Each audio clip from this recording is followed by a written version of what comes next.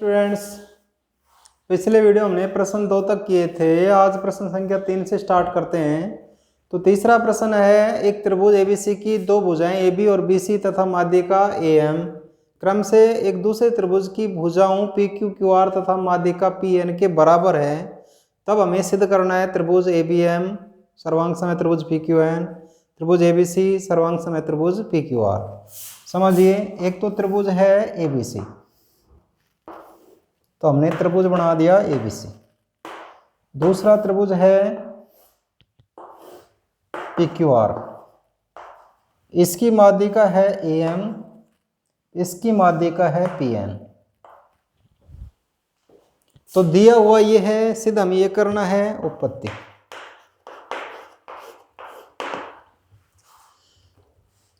तो यहां पर देखो, सबसे पहले हम त्रिभुज ABM लेते हैं, त्रिभुज ABM, और दूसरा त्रिभुज लेते हैं PQN में। ये देखो माध्यिका जो है ना, माध्यिका क्या होती है? अब किसी त्रिभुज, देखो माध्यिका क्या होती है?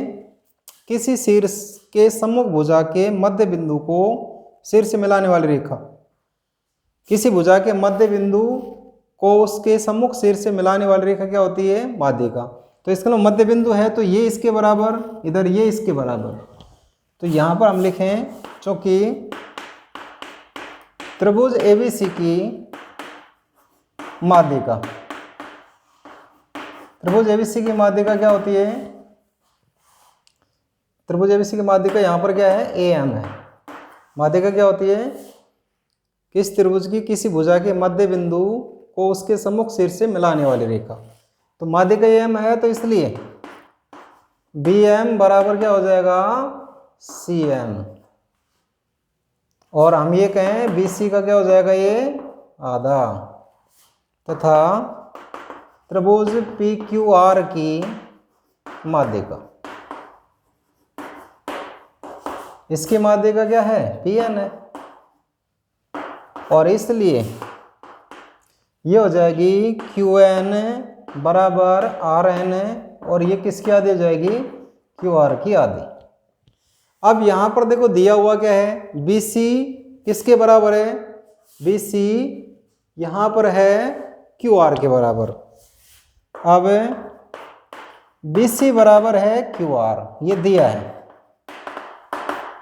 ये हम ये कहें, दोनों पक्षों में 2 का भाग दे दें, QR बटे में 2। तो BC बटे में 2 किसके बराबर है? BM के बराबर। तो हम यहां पर लिखें BM, और भाई QR बटे 2 किसके बराबर है? QN के बराबर। तो ये QN आ जाएगा। तो ये हमने सिद्ध कर लिया। अब हमें सिद्ध करना है ABM, त्रिभुज ABM, और दूसरा त्रिभुज लें हम PQN में। तो ये तो हमने सिद्ध कर लिया, PM बराबर QN। तो ये तो लिख दें BM बराबर QN, ये तो हमने प्रमाणित किया। इसके बाद AB बराबर PQ ये दिया है, और माध्यिका भी दे रखी है AM बराबर PN, ये भी दे रखी है। आप देखो तीनों भुजाएं बराबर हो गई, तो ट्रिपल एस नियम लागू हो जाएगा। ट्रिपल एस नियम से ABM सर्वांग सम हो गया त्रिभुज PQN। अब हमें त्रिभुज ABC सर्वांग सम त्रिभुज PQR सिद्ध करना है। तो सबसे पहले हम क्या करेंगे, जो ये त्रिभुज है ना, इसको हमने सर्वांग सम सिद्ध कर लिया। तो सर्वांग सम त्रिभुजों के संगत भाग क्या होंगे? बराबर। तो कोण B किसके बराबर हो जाएगा? Q के बराबर हो जाएगा। अब ये हमने बराबर क्यों किया है? क्योंकि अब हमें क्या करना है? अब हमें त्रिभुज ABC और दूसरा त्रिभुज PQR को सर्वांग सम सिद्ध करना है। तो यहां पर देखो AB बराबर PQ ये दिया है, दूसरी भुजा BC दे रखी है, BC बराबर QR भी दे रखा है, और ये हमने प्रमाणित कर लिया कोण B बराबर है कोण Q। ये तो दिया है, ये भी दिया है, ये हमने प्रमाणित किया। तो कौन सा नियम हो गया? भुजा कोण भुजा नियम से त्रिभुज ABC सर्वांग सम हो गया त्रिभुज PQR, और यही हमें इसमें क्या करना था, सिद्ध करना।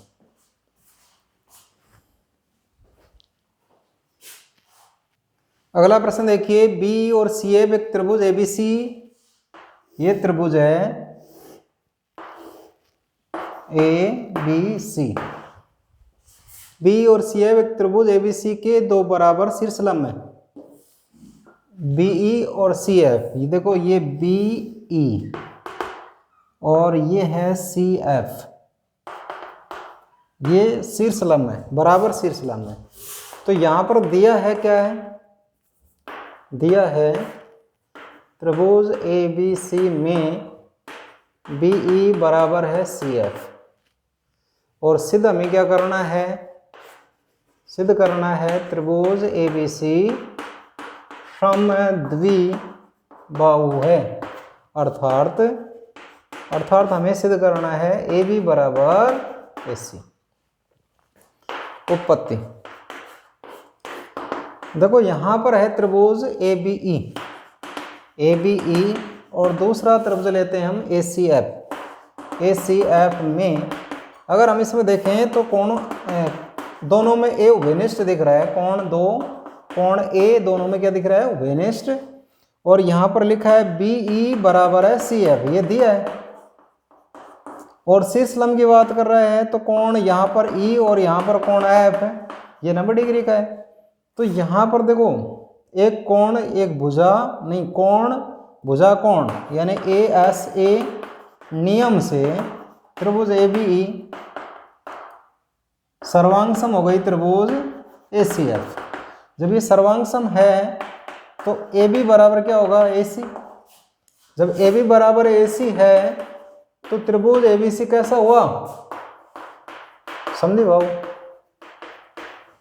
दो भुजाएं बराबर, ऐसा त्रिभुज जिसकी दो भुजाएं बराबर हो तो वो त्रिभुज कैसा होता है, समझे भाव, त्रिभुज। अगला सवाल देखिए, पांचवा, इस प्रश्नावली का लास्ट सवाल है। त्रिभुज ABC एक समद्विबाहु त्रिभुज है जिसमें AB बराबर AC है तथा AP लंब BC है। ये त्रिभुज है ABC और ये इसके ऊपर लंब है, AB बराबर AC है, AP लंब BC है। सिद्ध करना है कोण B बराबर कोण C। उत्पत्ति, B बराबर कोण C सिद्ध करने का मतलब त्रिभुज ABP और त्रिभुज ACP को सर्वांग सिद्ध करना है।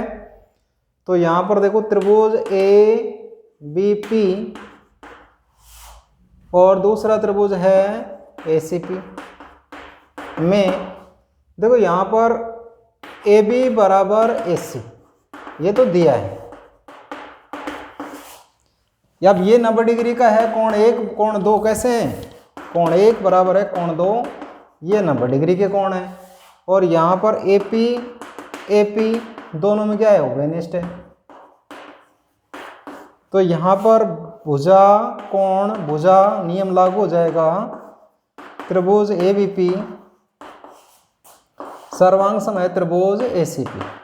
जब ये सर्वांग सम है तो सर्वांग सम त्रिभुजों के संगत कोण आपस में कैसे होते हैं, बराबर। तो कोण B किसके बराबर होगा, कोण C के। और यही हमें इसमें क्या करना है, सिद्ध करना है। इति सिद्धम। अब देखो, हमारी प्रश्नावली 7.3 कंप्लीट होती है, 7.4 हमारे सिलेबस में है नहीं, तो हमारी प्रश्नावली 7 कंप्लीट हो गई। आज के लिए इतना ही, धन्यवाद।